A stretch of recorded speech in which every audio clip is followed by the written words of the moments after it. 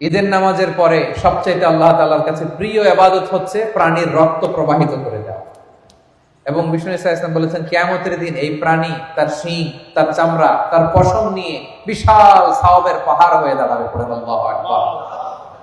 এজন্য হজ্জাজ বাইতুল্লাহ যারা হজে আছেন আল্লাহ তাআলা তাদের হজকে কবুল করুন। আমরা যারা কুরবানি করছি আল্লাহ তাআলা আমাদের কুরবানিকে কবুল করুন। এই কুরবানি এটা হতে হবে হালাল উপার্জন থেকে। ইন্নামা ইয়াতাকাব্বালুল্লাহু মিনাল মুত্তাকিন, তিনি শুধু মুত্তাকিদের পক্ষ থেকে কবুল করেন, হালাল থেকে তিনি কবুল করেন।